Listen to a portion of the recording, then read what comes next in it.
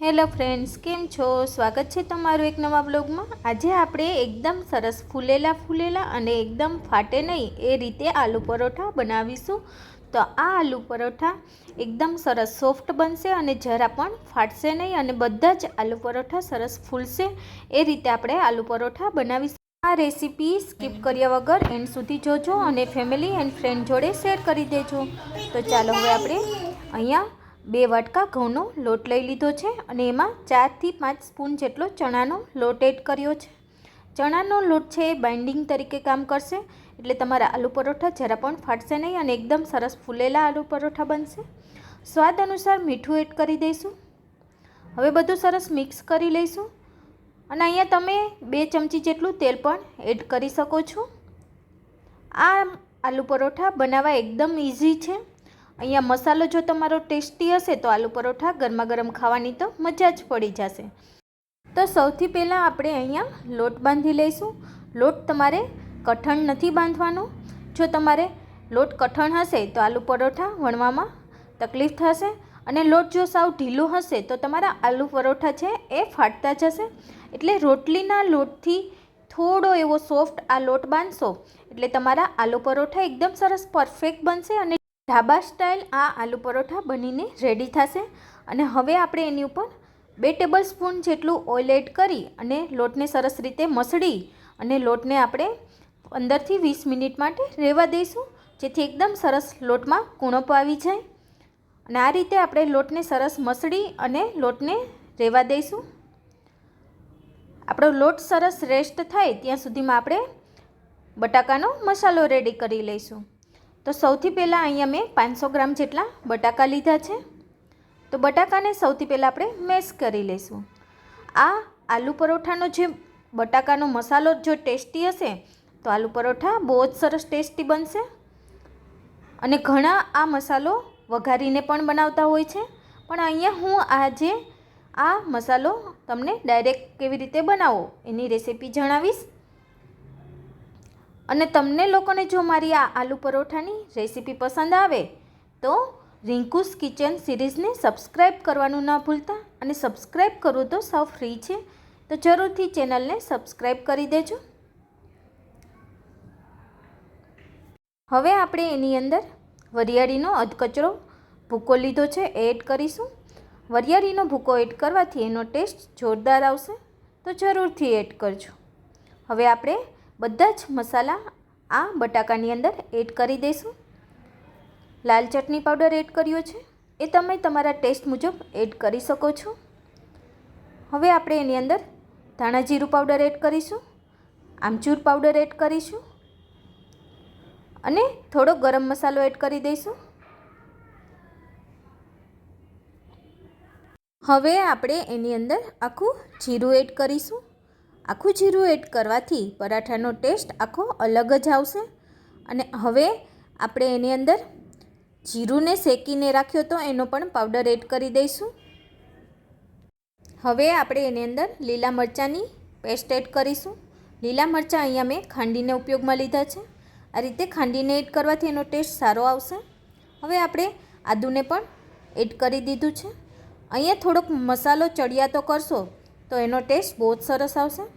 અહીંયા થોડોક આપણે ચાટ મસાલો એડ કર્યો છે અને આ રીતે ડુંગળીનું બારીક કટિંગ કરી અને પછી આપણે બટાકાની મસાલાની અંદર એડ કરી દઈશું। અને લીલા ધાણા એડ કરવાથી બટાકાના મસાલાનો ટેસ્ટ બહુ જ સરસ આવશે અને આલુ પરોઠા એકદમ સરસ ટેસ્ટી બનશે। હવે આપણે એની અંદર સ્વાદ અનુસાર મીઠું એડ કર્યું છે। તો હવે આપણે બધો જ મસાલો એકદમ સરસ મિક્સ કરી લઈશું। અહીંયા તમે સ્પૂનથી પણ મિક્સ કરી શકો છો પણ આ રીતે હાથની મદદથી મિક્સ કરવાથી એકદમ સરસ બધા મસાલા બટેટા જોડે મિક્સ થઈ જશે। અને અહીંયા તમે એની અંદર લીંબુ અને ખાંડ પણ એડ કરી શકો જો તમને ખટમીઠો મસાલો પસંદ હોય તો। તમે જોઈ શકો છો આપણા મસાલાનો કલર પણ એકદમ સરસ આવ્યો છે। તો આ રીતે આપણે બધો જ મસાલો સરસ મિક્સ કરી લઈશું। તો અહીંયા આલુ પરોઠા બનાવવા માટે આપણું સ્ટફિંગ બનીને રેડી છે। હવે આપણે એના મીડિયમ સાઇઝના આ રીતે લુવા બનાવી લઈશું। આ રીતે લુવા બનાવવાથી એકદમ સરસ પરફેક્ટ સાઇઝના અને બધા જ એક સાઇઝના આલુ પરોઠા બનીને રેડી થશે. અને આ રીતે જો તમે સૌથી પહેલાં લુવા બનાવી લેશો તો તમને ઇઝીલી આ આલુ પરોઠા બનાવવામાં રહેશે.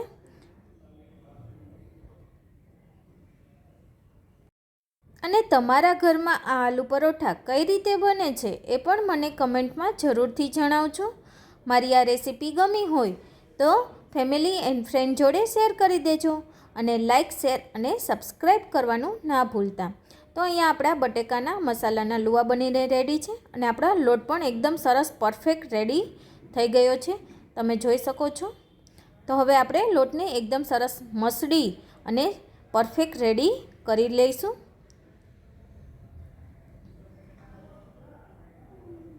તો અહીંયા આપણો એકદમ સરસ પરફેક્ટ લોટ બનીને રેડી છે. હવે આપણે એમાંથી આ રીતે થોડીક રોટલીની સાઇઝથી મોટા લુવા લઈ અને આ રીતે આપણે રોટલીની બધી જ સાઈડથી સરસ એકદમ બાઉલ જેવું બનાવી લઈશું.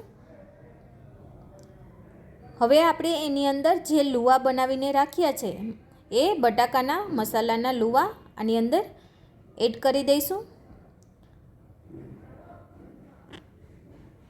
અને બધી જ સાઈડથી બટાકાના મસાલાને પેક કરી લઈશું, જેથી પરફેક્ટ આપણું આલુ પરાઠા બનીને રેડી થાય. તો આ રીતે આલુ પરોઠા બનાવશો તો તમારા આલુ પરોઠા ફાટશે પણ નહીં અને એકદમ સરસ ફૂલેલા આલુ પરોઠા બનીને રેડી થશે.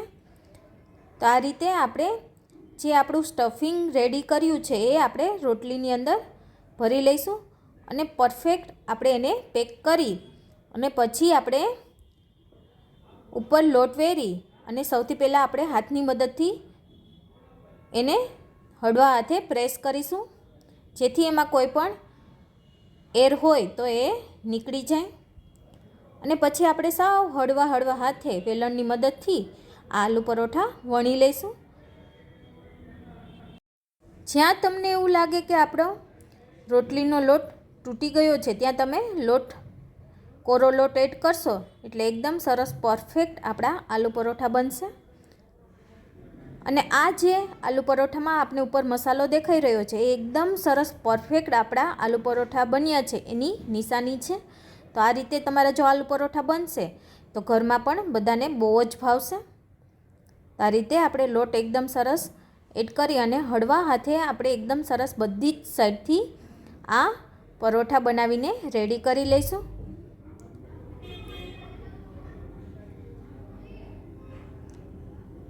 તો હવે આપણે આલુ પરોઠાને લોઢી ઉપર શેકી લઈશું. સૌથી પહેલાં આપણે પહેલી સાઈડ પરોઠાને શેકશું ત્યારે ઉપરની સાઈડ ઓઇલ એડ નહીં કરીએ. તો હવે આપણે તાવીથાની મદદથી પરોઠાને ફેરવી લઈશું. હવે આપણે એને ઓઇલથી આ રીતે એડ કરશું એટલે એકદમ સરસ આપણા આલુ પરોઠા ઉપરથી સોફ્ટ બનશે.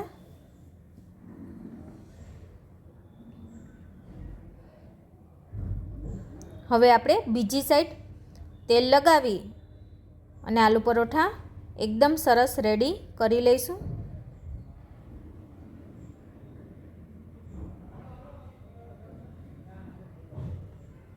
હવે આપણે એને આ રીતે ફેરવતા જઈશું અને બે સાઈડ સરસ આલુ પરોઠા પકાવી લેશું. તો તમે જોઈ શકો છો એકદમ સરસ ફૂલેલા આપણા આલુ પરોઠા બન્યા છે.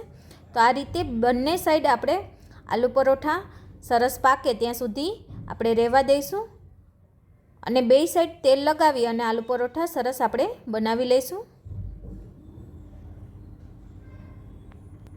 આપણે આ જ રીતે બધા જ આલુ પરોઠા આપણે બનાવીને તૈયાર કરી લઈશું.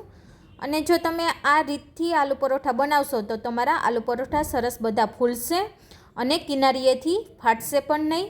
તો એકદમ સરસ પરફેક્ટ આપણા આલુ પરોઠા બનીને રેડી થશે. અને આ આલુ પરોઠા ગરમા ગરમ ખાવાની તો બહુ જ મજા આવે છે. તો ઘરે આ રીતથી જરૂરથી બનાવજો તો આ આલુ પરોઠા દહીં જોડે ખાવાની મજા પડી જાય.